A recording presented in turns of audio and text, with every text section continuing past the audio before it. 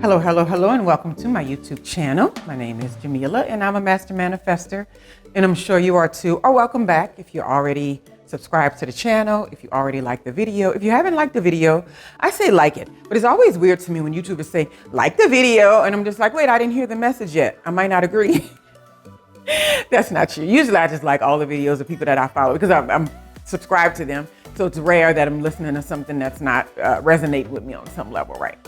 And comment, share something. You're like, oh, that was cool. A little heart, a little emoji, whatever it is. I appreciate it. Just lets me know somebody's taking something away from some of these messages. But I'm always happy. 1, 2, 3 people, whatever, right? Sometimes I think we get overdone with seeing all of these thousands and thousands of people have behind them. But I'm just like, think about it in real life. If I was in a classroom and I had 30 students, that's way more than enough to share information with, right? So if I say 30 people, that's like a classroom. That's amazing to me. I think it's cool, right? So nonetheless, I just wanted to tell a quick story about manifesting magic, right? The practical way. But I remember going on yesterday and having that video I had yesterday about manifesting as being hard work. And like it is. And a lot of it is preparation and just being in the right spaces at the right time so that these things can fall into your lap. They don't fall into your lap because you're lucky. They fall into your lap because you have what it takes to be in the position, and whatever the position is, and the environment that was created was conducive for it. And then everything worked out, right? So you ever feel really clear? Like, I feel like I was just telling my partner, I was like, I feel super clear. Like, I feel super clear in this past week and a half or so. And I started out looking for positions. Probably earlier in the year, I was just like, okay, I want to do something else. I want to work on something. Now, mind you, I've been teaching, but I'm always teaching. That's always a thing for somebody somewhere teaching something. And I was just like, but I want to do something in the environment. I want to start, being a part of a team and create things with other people and all that sort of stuff. And especially do what I've gone to school to learn how to do in so many different instances. And so I started applying for these positions, and I told myself, I wrote down on this little notebook, the little notebook is sitting over there, that you will get 5 high value offers, and you'll have to choose from them. And that's what I kept telling myself. You'll have 5 offers and you'll have to choose, right? And as far as I stand right now, I've had 4. 4. And I've narrowed it down to 2. And at some point, I'm narrowing it down to 1, right? So what's so funny was I was like, oh, little notebook, you were almost right? But, I was just like, oh, but usually it's close to what you were looking for, but it's not quite what you were looking for, right? So I kind of just let that go because I'm like, 4, that's close enough to what you said you would, right? Because the 2 earlier positions, I turned those down. I didn't even go further in the interview process, and I didn't take it. And mostly because I don't like working for temp agencies and things like that. And some of those people are really quick, although the positions can lead to, it just wasn't in the place where I wanted to be, put it that way. Nothing was wrong with it.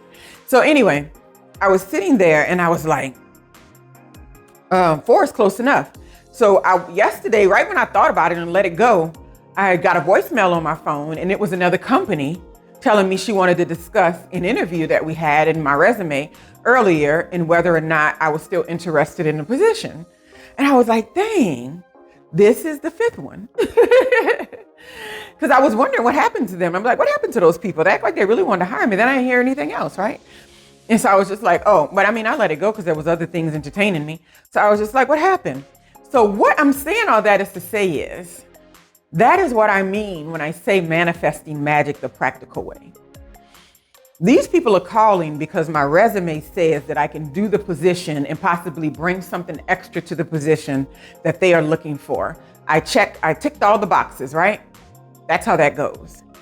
But the ultimate move towards my direction, the ultimate energy that makes them say, this is the person that can do this while I got 100 other resumes sitting in front of me, is what I feel is the manifesting magic, right? So it's like you do all you can in one direction. You fancy up that resume, you fancy up that business proposal, you fancy up yourself, and you push it all the way to the spot where it can be, you push it all the way to the spot where you just can't do anything else, right? Where you kind of just like, I've meditated, I prayed, I'm in a high energy vibration. I made this resume as perfect as possible as I could. I even, jazzed it up with some graphic design. And, I put my best foot forward. I cleaned up everything that's on my LinkedIn page and all that kind of stuff. And so I just made sure that I'm clean on the side, right? You make sure that your energy and everything is clean on your side. And then that's when the magic happens. Because you have to remember, everybody's going for the same stuff. Everybody wants families. Everybody wants children. If not everybody, but you know what I mean. Vast majority, if we did a bell curve, right? A lot of people want children. A lot of people want a great career. A lot of people want a career that sustains them. I talk to a lot of people and they say they want a cleaner environment, safe neighborhoods. Only people that don't want this stuff is the people that profit from it. I used to tell my students all the time, whenever there's a major problem in society that can obviously be fixed, but it's not, then somebody's profiting off of it.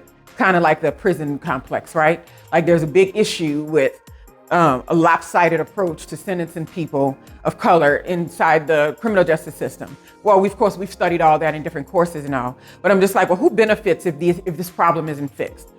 Major corporations, Coca-Cola, Whole Foods, which was some of the other ones. It's all in that documentary that was on Netflix, right? They get free work from prisoners. So the logic was that they were paying off judges to give them 20 plus year sentences, 20 to life sentences. And generally they used to do things for the prison, like, cook the food, stuff like that. But now they're actually factory workers for these major corporations who are no longer paying employees, right? Whatever. The world always has something crooked going on in it. But I always say, who's benefiting from the delusion? That's how you know why the problem stays. So, and since everybody generally wants the same stuff in life, I feel like I'm higher or lower now. It's just stupid. Wants the same stuff in life. You have to let the universe know that you're the best vessel for it to come through. Like that, right? So like, okay, if you're sitting on your couch every day, watching Netflix 10 hours a day, and then on the weekend, you're on brunch on Sundays, and then you spend the rest of the week bemoaning the lifestyle that you want to have, have and that you don't have, blah, blah, blah, whatever you're doing, you're wasting time. The universe isn't going to say, oh, wow, I think this person should be president of the United States. It doesn't work like that.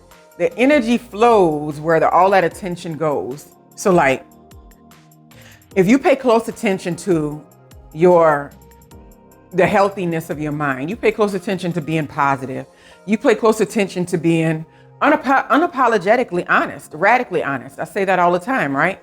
And just because you're radically honest doesn't mean people are radically honest around you. It just means you want to be, right? And so what I find is what happens is in places and environments or things where you become radically honest, and there's a stark contrast between the environment that you're in and the level you're on as far as your emotional maturity in that level, you may, you're going to outgrow it. It just happens. That's just how it always. That's why friendships, they last a little while, then they fizzle out. Relationships do the same thing. Workplaces, you enjoy it for a while. That's just the nature of how things work, right? So when you are the best and the biggest and the cleanest and the truest vessel for an amazing thing to happen, that's when the magic unfolds, right? But it doesn't just drop out of the sky. So I was thinking about that when I thought about resumes and all that kind of stuff, like how you need to be.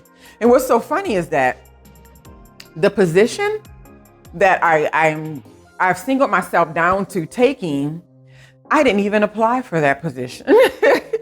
I made my information available on LinkedIn, and she contacted me in the inbox and said, can I go apply for the job on the company website? And I said, sure, right? That was that, and it was the number one choice. I said, sure. And that is how that worked out. But I feel like me applying for all those other positions, or me sitting there cleaning up my resume, or me sitting there meditating and trying to be really specific and hone in on what do you want to do right now besides your personal projects and your projects that you do because you love. Like, what is it you want to do? Me spending time and taking time with that and crafting my information to match that so closely, because I'm the same person I was a year ago when I attracted the other position with the resume that was all over the place, right? But it's just honing in on that clarity and honing in on that razor sharpness, right? That's the part that I think a lot of people are missing sometime with manifesting, because it's nothing wrong with saying, let's go with the flow, or, let's just go with the flow. Some people really don't like that. Let's just go with the flow stuff. But I've said that when I've gone on vacations and all that. I don't like a whole planned vacation. I like to hang on the beach a while. I don't like to be doing the whole time. That is exhausting. That is not like a vacation. Vacation is when you can stop, a holiday, whatever you call it. For me, that's what that is for me. I'm having some technical difficulties today. Ooh, somebody's trying to stop this message. Let me stop. People say that all the time when their battery die. Maybe your battery just died. But yeah, I was going on about going with the flow. It works in some environments, and in other environments, it may not, right? There's nothing wrong with that, going with the flow. But when you're talking about going with the flow, that flow better be you having your stuff together, right? So there's any areas where you don't have your stuff together, it's not good to start seeking something in those environments, right? So, or either when you're seeking, you know that you're not going to get exactly what you're looking for because you don't have your stuff together. And I feel like that's what that position was, because I was caught in a very sleepy place. Where at the time when I was doing that, job, and actually she looked for me. I was just quitting my old position because I moved to another city. And it was another instance where she came in my email box and said, oh, there's a position.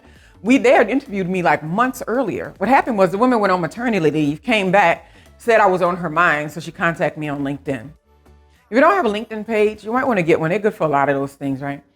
And so I kind of was just like, yeah, why not? Why not? And that's kind of like, that's what that was.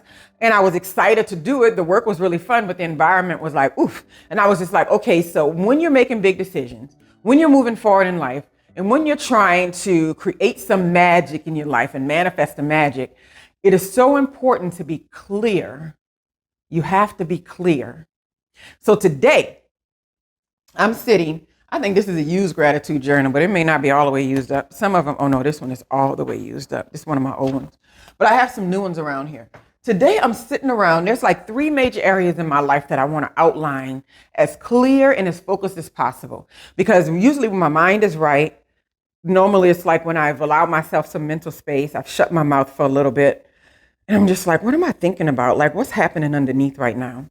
So my goal today is to sit there after I get this exercise in, to pick these 3 major areas in my life that I am always working on, and being razor sharp and being very clear about what it is at this point of my wisdom that I want to see happen, and what it is that I don't write what I don't. What it is I want to see happen, and being very aware of what my choice is to do something and what's being left behind with the other choice. So this is what you're choosing. When you're choosing one thing, you're always not choosing something else, right? So that's what I would encourage everybody to do. Manifesting magic is so much more about preparation. I have a video called The Power of Preparation, and it is so very true.